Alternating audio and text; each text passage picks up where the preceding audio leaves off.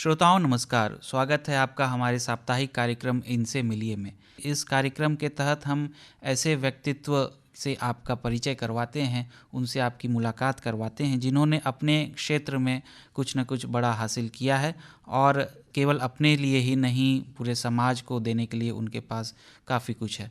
तो ऐसे ही व्यक्तित्व स्वनामधन्य नाटककार, कथाकार, रंगकर्मी, विदेशिया शैली में लेखन एक पहचान है और साहित्य जगत में जिन्होंने अपना परचम लहराया है। नाट्य लेखन के लिए संगीत नाटक अकादमी पुरस्कार 2019 से सम्मानित ऋषिकेश सुलभ जी। तो सुलभ जी, बहुत बहुत स्वागत है आपका हमारे इस कार्यक्रम में। नमस्कार श्रोताओं को और आपको भी सचिन जी, बहुत बहुत शुक्रिया कि आपने स्टूडियो में आमंत्रित किया। जी, तो सर सबसे पहले हम आपसे ये जानना चाहेंगे कि आपका बचपन कैसा बीता, कहाँ के मूल निवासी हैं आप? मैं मूल निवासी हूँ, बिहार का एक ज़िला है सिवान ज़िला। पहले वो छपरा, जब मेरा जन्म हुआ तो छपरा ही ज़िला था, उसके बाद में 3 हिस्से बने, छपरा, सिवान और गोपालगंज। तो सिवान ज़िला में गांव है लहेजी, मैं मूलतः वहीं का हूँ, वहीं मेरा जन्म हुआ। मेरी आरंभिक शिक्षा यानी 9वीं तक की शिक्षा गांव में हुई। फिर उसके बाद मैं पटना आ गया, पटना में ही बाकी सारी शिक्षा हुई। जी, ग्रामीण क्षेत्र से आपने 9वीं तक आपने पढ़ाई की, उसके बाद फिर आप पटना आए। तो उच्च शिक्षा किस विषय में आपने प्राप्त की? जी, पटना में मैंने हिंदी ऑनर्स किया यहाँ बीएन कॉलेज से। फिर उसके बाद पटना के दरभंगा हाउस में जो स्नातकोत्तर की जो पढ़ाई होती है जी, तो उसमें 1 वर्ष मैंने पढ़ाई की और 1 वर्ष की पढ़ाई के बाद पढ़ाई छूट गई मेरी और मैं आकाशवाणी के ही जगदलपुर केंद्र पर नौकरी करने चला गया। जी, तो पढ़ाई के क्रम में ही आपने नौकरी भी ज्वाइन कर जी ली? जी जी, तो क्या आपकी रुचि जो है लेखन में, वो कह सकते हैं कि पढ़ाई लिखाई के दौरान ही शुरू जी हो गई? बिल्कुल बिल्कुल बिल्कुल। तो पढ़ाई कैसा लिखाई, प्रारंभिक दौर कैसा रहा? प्रारंभिक दौर लगभग, देखिए मेरी पहली कहानी जो है वो लगभग एक तरह से आप समझें तो 15-16 साल की उम्र में जी, बांग्लादेश जो जन्म लिया था, जो युद्ध हुआ था, जी, तो ठीक उसी समय एक कहानी मैं किशोर उम्र का रहा हूँगा और जो पत्रिकाएं थी, पराग, नंदन, ये सब पत्रिकाएं आदमी पढ़ता था। जी, तो उस समय एक कहानी लिखी मैंने और वो कहानी बच्चों की एक पत्रिका थी बाल रंगभूमि, उसमें छपी। वो कहानी आज भी मेरे पास उपलब्ध नहीं है, आज मेरे पास उपलब्ध नहीं है, बस उसकी स्मृति भर है। फिर उसके बाद पढ़ने लिखने, पढ़ाई लिखाई, फिर 76 से कहानियाँ प्रकाशित होनी शुरू हुई और प्रेमचंद जी के बड़े सुपुत्र श्रीपत राय जी, एक पत्रिका का संपादन करते थे, उसका नाम था कहानी, पत्रिका का ही नाम था। उसमें मेरी कहानी छपी। वो पत्रिका काफ़ी प्रसिद्ध पत्रिका थी, काफ़ी प्रतिष्ठित पत्रिका थी। तो बहुत कम उम्र में 76 में समझिए कि 21 साल की उम्र में एक बड़ी पत्रिका में, फिर 77 में सारिका के नवलेखन अंक में, सारिका उस समय की सबसे ख्यात कहानियों की पत्रिका थी और सारिका में छपने का मतलब होता था कि देश भर में आप जाने गए। फिर उसके बाद धर्मयुग में और कहानियाँ आई। इस तरह से जो उस समय की तमाम बड़ी पत्रिकाएं थी, उन पत्रिकाओं में कहानियाँ, और मैं विद्यार्थी जीवन में ही लगभग तमाम बड़ी पत्रिकाओं में छप चुका था। जी, तो ऐसा कहा जाता है कि होनहार वीरवान के होत चिकने पात। तो ये तो छोटी मुँह बड़ी बात होगी, लेकिन ये बिल्कुल चरितार्थ होती है आपके ऊपर, क्योंकि कम उम्र से ही आपने लिखना शुरू किया और आज नाट्य लेखन के लिए आपको 2019 का संगीत नाटक अकादमी पुरस्कार से सम्मानित किया गया महामहिम राष्ट्रपति के द्वारा। तो सर हम आपसे और भी आगे जानना चाहेंगे आपके लेखन शैली के बारे में, लेकिन उससे पहले हम ये पूछना चाहेंगे कि आपने जो ग्रामीण परिवेश में पढ़ाई लिखाई की, शुरुआती प्रारंभिक शिक्षा जो आपने ली, तो क्या आपके लेखन पर भी इसका कुछ प्रभाव पड़ा है? देखिए, उसका बहुत ही व्यापक प्रभाव पड़ा जी, और आज भी है उसका प्रभाव। एक विदेशी लेखक ने कहा है कि लेखक अपने जीवन के आरंभिक 15 साल को ही लिखते लिखते उसका जीवन गुजर जाता है। जी। उसके जो आरंभिक 15 साल 20 तो मैं अपनी तरफ से कह रहा हूँ, उसने 15 साल ही कहा है कि 15 साल की जो स्मृतियाँ हैं, जो अनुभूतियाँ हैं, उन्हें ही दर्ज करते करते लेखन में उसका पूरा जीवन गुजरता है, उम्र बीत जाती हाँ, उम्र बीत जाती जी। है। तो इस तरह से मेरे लेखन पर मेरे जो ग्रामीण जीवन रहा मेरा, उसका बहुत प्रभाव रहा। और वहीं तक नहीं कि मैं पढ़ने के दरमियान, पढ़ने के बाद भी, आज भी, अभी भी गांव से मेरा बहुत ही जीवंत संपर्क है, गांव आना जाना जी। है ना। तो मेरी कहानियाँ कई ग्रामीण पृष्ठभूमि में हैं। फिर उसके बाद दौर शुरू हुआ जब नाटकों का, तो आपने नाम सुना होगा, पिछली शताब्दी के सांस्कृतिक महानायक थे हम लोगों के क्षेत्र के भिखारी ठाकुर जी। उन्होंने संस्कृति की दुनिया में व्यापक बदलाव किए अपने नाटकों से, अपने गीतों से। बिल्कुल। उनका एक प्रसिद्ध नाटक था विदेशिया, जिसके नाम पर उनके नाटक की शैली को लोग कहने लगे कि ये विदेशिया शैली है। नाटक वो कोई भी करते थे, लोग कहते थे कि विदेशिया देखने जा रहे हैं। तो इस तरह से उनके काम की जो शैली थी उसको नाम मिला विदेशिया। तो बाद में सकते हैं कि विदेशिया शैली उनकी ही देन है। हाँ, वो जो उनका एक नाटक था मूलतः, तो इतने लोकप्रिय हुए कि बाद में लोगों ने उनके उस नाटक को ही उनके स्टाइल का नाम रख दिया। तो ये स्टाइल क्या है, थोड़ा विस्तार में हमारे श्रोता जानना चाहते हैं। रंगमंच वो करते थे, वो नाटक करते थे, लिखते थे। तो जिस तरह से वो करते थे, जिस शैली में वो करते थे, उनके नाटक की अपनी शैली थी। जिस शैली में करते थे, उनके नाटकों में नृत्य था, गीत था, जीवन के जो सुख दुख थे उसकी बहुत सहज अभिव्यक्ति थी। अभिनेता भी बहुत बोझ से दबे हुए नहीं होते थे, वो स्पॉन्टेनियस चीज़ों को सामने रखते थे, जीवन के सत्य को सामने रखते थे, कई बार हंसी मजाक की सहज रूप में आप। बिल्कुल बिल्कुल। तो मैंने जब नाटक लिखना शुरू किया तो उनकी जो ये शैली थी, उसकी जो युक्तियाँ थी, एलिमेंट्स जो थे, उन एलिमेंट्स को अपने नाटकों की स्क्रिप्ट में डालना शुरू किया। और इस तरह से उस शैली को आधुनिक रंगमंच के संदर्भ में उसका कितना कुछ हम उपयोग कर सकते थे, इसका पुनराविष्कार, इसको रीडिस्कवर करने की मैंने कोशिश की। जी। जैसा कि हम जानते हैं कि आप अपने नौकरी के क्रम में जब आपने आकाशवाणी में सेवा दी, तो आप मध्य प्रदेश के कुछ इलाकों में भी आपने सेवा दी। हाँ, उस समय मध्य प्रदेश था, अब तो वो छत्तीसगढ़ हो गया। मैंने नौकरी की शुरुआत ही जगदलपुर से की, बस्तर से की। और वो दूरस्थ इलाका था, बिल्कुल जंगल का इलाका, आज भी है जंगल का इलाका। वहाँ एक आकाशवाणी केंद्र का होना ही अपने आप में बड़ी बात थी। जी। तो उतने इंटीरियर इलाके में क्या वहाँ के ट्राइबल्स जो जनजातीय समूह है, तो उनका भी कुछ प्रभाव पड़ा आपकी कथा पर? पड़ेगा ही, जाहिर है कि जहाँ आप होते हैं अब वहाँ सबसे मेरे लिए सौभाग्य ये रहा, आज इस बातचीत में उनको याद करते हुए मैं बहुत ही रोमांचित हूँ। मैंने जब ज्वाइन किया तो हमारे स्टेशन डायरेक्टर थे राघवेंद्र इटकी जी। वे कन्नड़ भाषी थे, कर्नाटक के थे। कर्नाटक और कन्नड़ की जो पुरानी पीढ़ी के कवि थे वो जी। तो उनको पता चला कि मैं लिखता हूँ और मेरी कहानियाँ छपती हैं, तो उन्होंने मुझे बुलाया अपने पास और कहा कि देखो, ये जंगल जो है ये माँ है, ये पिता है, ये गुरु है।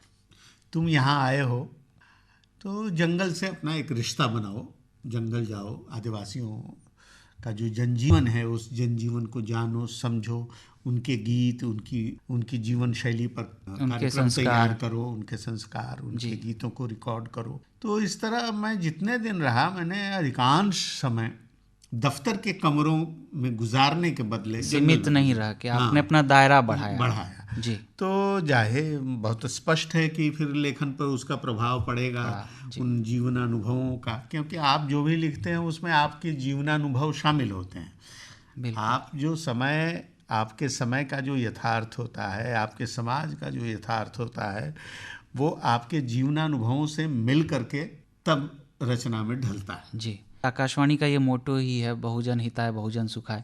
तो ये केवल बंद कमरे में बैठकर हम नहीं कर सकते हैं, जब तक हम बाहर नहीं निकलते हैं और समाज को नहीं पहचानते हैं। तो हम कह सकते हैं कि ग्रामीण क्षेत्र, जनजातीय क्षेत्र, उसके बाद शहरी क्षेत्र, सारे अनुभव आपने अपनी शैली में उतारा है और आज आप इस मुकाम पर पहुँचे हैं और काफ़ी सम्मान आपने प्राप्त किया है।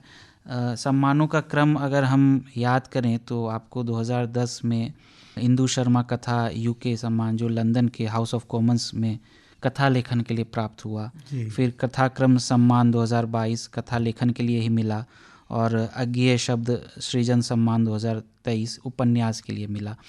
तो आप कथाकार कहानीकार तो हैं ही, साथ ही आप रंगकर्मी भी हैं। तो रंगकर्म में आपकी रुचि कब बढ़ी और आजकल आप क्या उसमें कर देखिए, रहे एक हैं? दौर था सचिन जी, जब बिहार के गाँव में, गाँव का जो रंगमंच था हमारा, जो ग्रामीण रंगमंच था, वो बहुत समृद्ध था, बहुत सक्रिय था जी।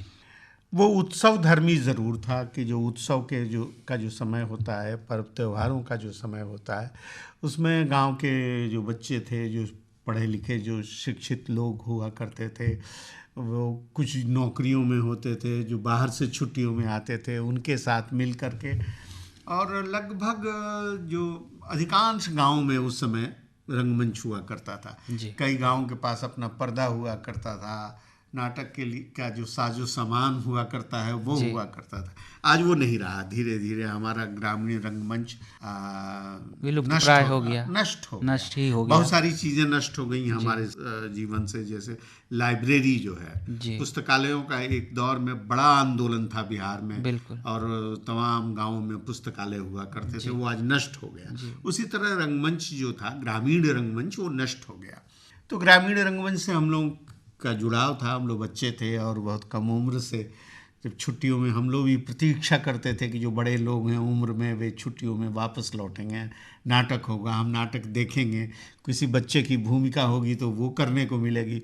तो सबसे पहला नाटक सत्य हरिश्चंद्र में मुझे नाटक में गांव में काम करने का मौका मिला, और वो भूमिका थी रोहिताश्व की, हरिश्चंद्र के बेटे की, जो मर जाता है, बाद में फिर जीवित भी होता। तो मेरी माँ ने एकदम ये कर दिया कि नहीं, ये इकलौता बेटा है, इसको मरने थोड़े हम भेजेंगे। मतलब बहुत रोचक प्रसंग है ये, इसलिए आपको सुना रहा हूँ। फिर खैर बहुत समझाने बुझाने के बाद उन्होंने, तो इस तरह से नाटक जो है हमारे संस्कार में शामिल हुआ। बिल्कुल, संस्कृति का यह जो एक पक्ष है जो आज हमारे गांव बिल्कुल जिसको मिस कर रहे हैं। नए गजट्स आ गए हैं और इनको आप रोक नहीं सकते हैं, नए गजट्स को, ये नए समय की देन है। लेकिन इन चीज़ों ने जो कुछ अच्छी चीज़ें थी संस्कृति की दुनिया की, ग्रामीण संस्कृति की दुनिया की, उन चीज़ों को नष्ट कर दिया। तो वहीं से ये इसकी नाटक की शुरुआत होती है। फिर पटना आए, फिर यहाँ जो अमेचर दल थे उनके साथ जुड़ के मैंने नाटक करना, कुछ नाटक किया। और सबसे पहले यहाँ मैंने नीलकंठ निराला नाम का नाटक देखा, जो यहाँ के सबसे वरिष्ठ अभिनेता थे प्यारे मोहन सहाय, वो उसमें निराला बनते थे। और वो देखने के बाद मुझको नाटक के प्रति मेरी गहरी रुचि हुई। फिर उसके बाद मैंने यहाँ की नाट्य संस्था कला संगम के साथ जुड़ के नाटक करना शुरू किया। लेकिन कुछ नाटकों के बाद मेरी मूल इच्छा नाटक लिखने की थी। जी, वो जो लेखन का जज्बा था, वो बार बार मूल इच्छा थी कि मैं नाटक लिखूं। तो इस तरह अमली नाटक फिर लिखा मैंने। तो इस तरह एक सिलसिला शुरू हुआ।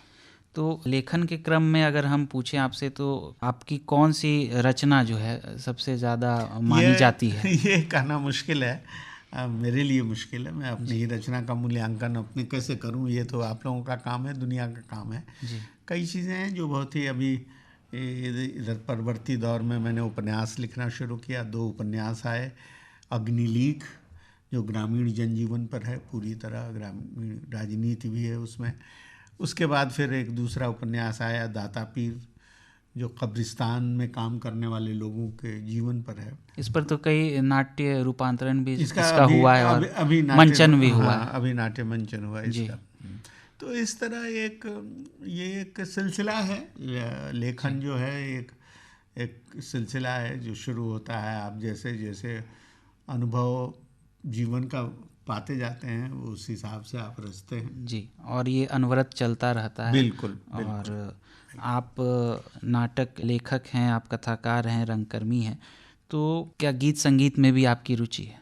नाटकों के लिए गीत लिखा और संगीत में गहरी रुचि है। सुनने का भी शौक। हाँ जी, आकाशवाणी में होने के चलते 35 साल यहाँ नौकरी करने के कारण ये मेरा सौभाग्य रहा कि जो बहुत ही समृद्ध है यहाँ की लाइब्रेरी, खजाना है यहाँ। तो जो श्रेष्ठतम संगीत है भारतीय संगीत, वह मेरे लिए सहज उपलब्ध था, जिसको मैं सुन सकता था। बिल्कुल। तो आज हम अपने श्रोताओं के लिए आपकी पसंद का एक गीत सुनवाना चाहते हैं, तो कौन सा गीत आप सुनवाना चाहेंगे? फिल्मी गीत जी। एक फिल्म है चंपाकली, बहुत पुरानी फिल्म है जी जी उसका एक गाना है, छुप गया कोई रे जी दूर से पुकार के, लता मंगेशकर लता की आवाज़ मंगेशकर में। की आवाज़ में। तो आप अगर उपलब्ध हो तो आप सुनवा बिल्कुल, सकते हैं। तो हम आपकी पसंद का गीत अपने श्रोताओं को सुनवाते हैं।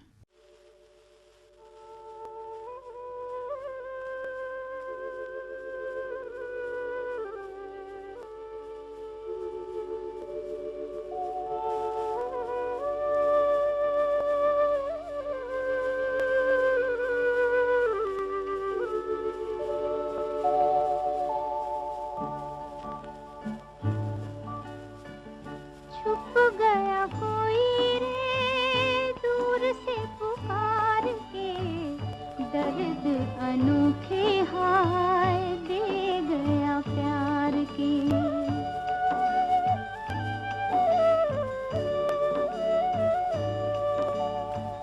छुप गया कोई रे दूर से पुकार के, दर्द अनोखे हाय दे गया प्यार के।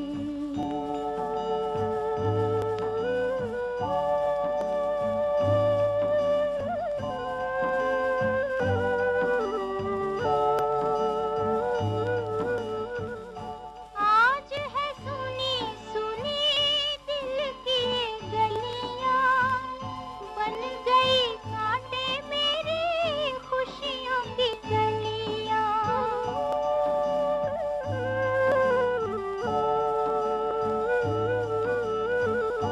आज है सुनी सुनी दिल की ये गलियां, बन गई कांटे मेरी खुशियों की गलियां। प्यार भी खोया मैंने सब कुछ हार के, दर्द अनोखे हाय दे गया प्यार के।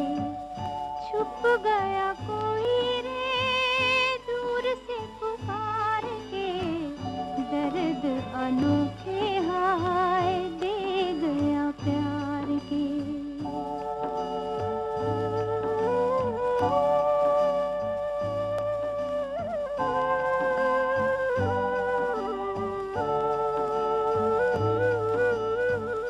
अखियों से नींद गई मनवा से चैन रे, छुप छुप रोए मेरे खोए खोए नैन रे।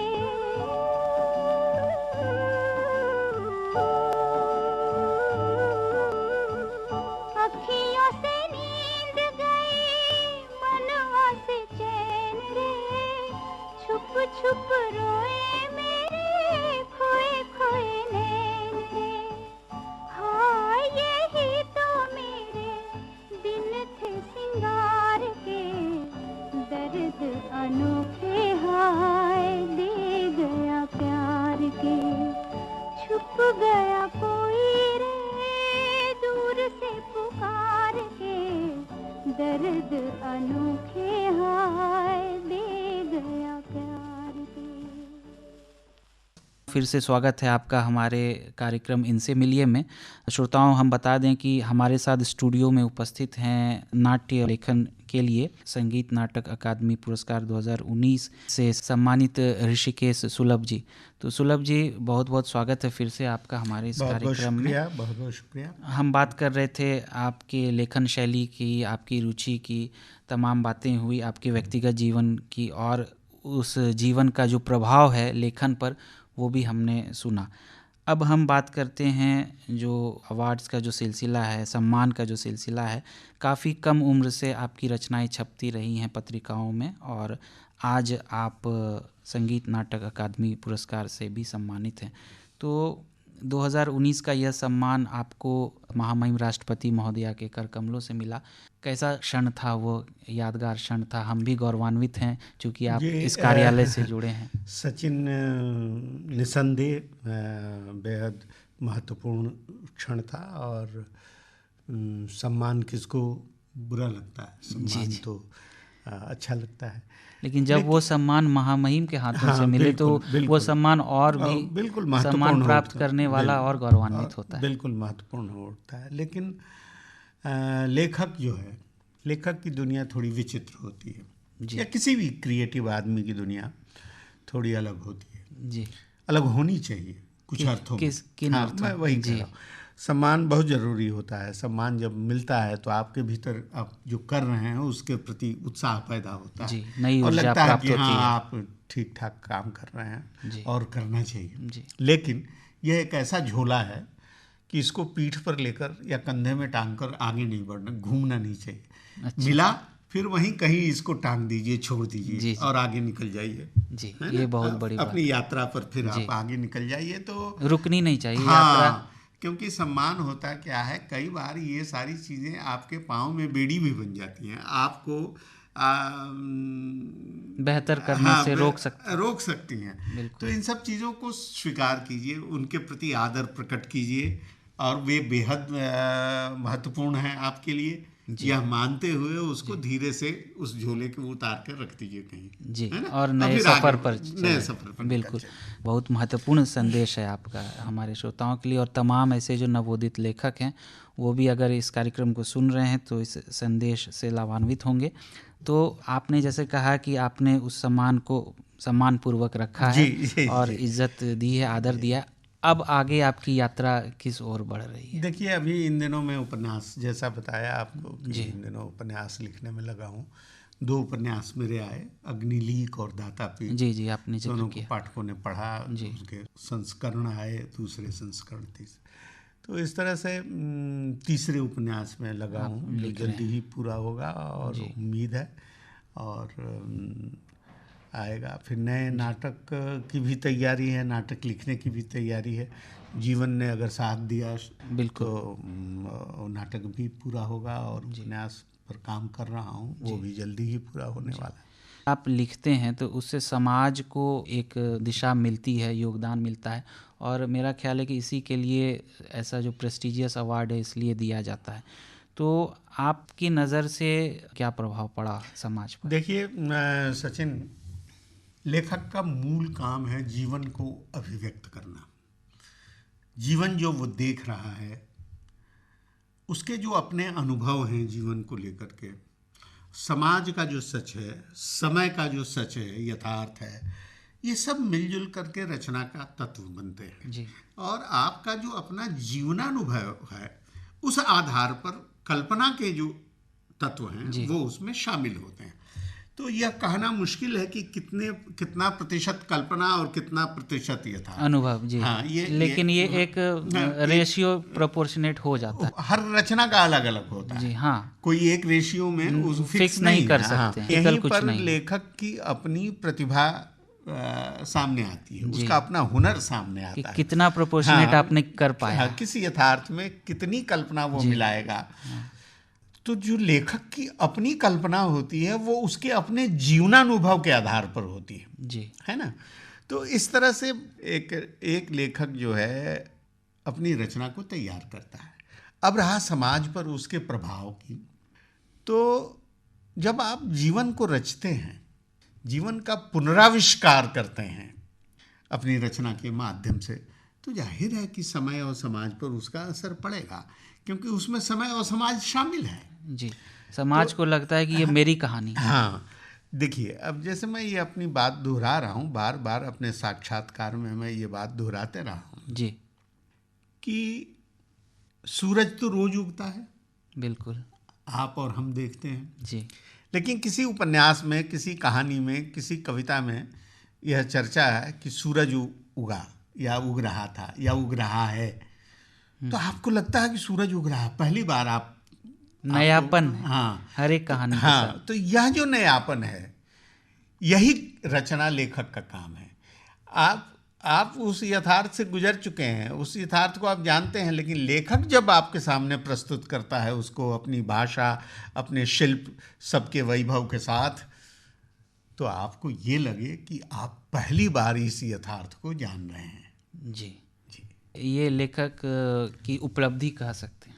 हाँ, उपलब्धि कहिए, आप जो कहिए, ये तो जी, आपके ऊपर है, जी, लेकिन जी। लेखक का यही काम है। धर्म है, हाँ, यही लेखन काम है। धर्मिता ही है।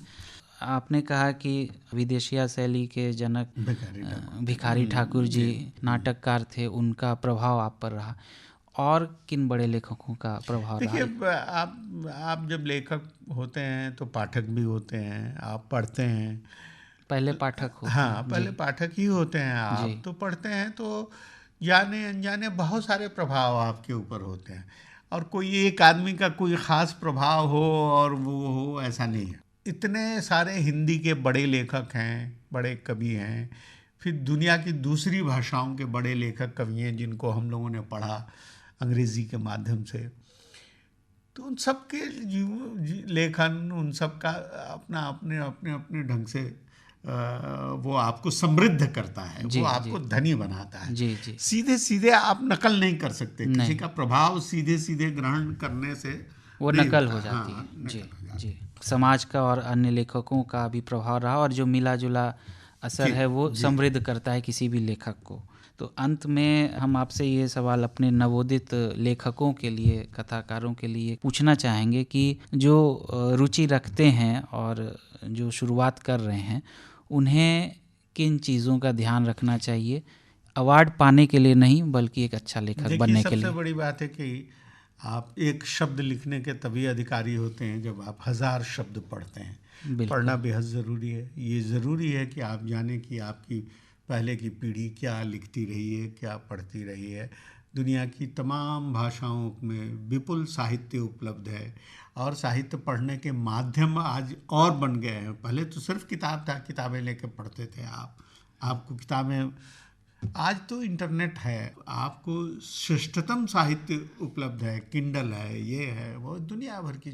तो जो सदुपयोग करने की ज़रूरत है। हाँ, बिल्कुल, अगर आप लिखना चाहते हैं तो पढ़ना शुरू कीजिए, जी, पढ़ना शुरू कीजिए। पहली शर्त यही है, जी, पढ़ना शुरू करें और आप जब देखते रहें हाँ, समाज को। पढ़ना शुरू करते हैं तो अपने आप आपको समाज को देखने जानने की दृष्टि मिलती है उससे। जी, उससे अंतर्दृष्टि डेवलप होती है, ये हम कह सकते हैं। तो श्रोताओं, हम बातें कर रहे थे नाट्य लेखन के लिए 2019 के लिए संगीत नाटक अकादमी पुरस्कार से सम्मानित स्वनाम धन्य लेखक नाटककार ऋषिकेश सुलभ जी से। सुलभ सर, आप हमारे स्टूडियो में आए और इस कार्यक्रम की शोभा बढ़ाई, इतनी महत्वपूर्ण जानकारियाँ हमारे श्रोताओं के साथ साझा की, आपका बहुत बहुत धन्यवाद। मैं आपका बहुत बहुत शुक्रिया, आकाशवाणी परिवार का बहुत बहुत शुक्रिया। नमस्कार।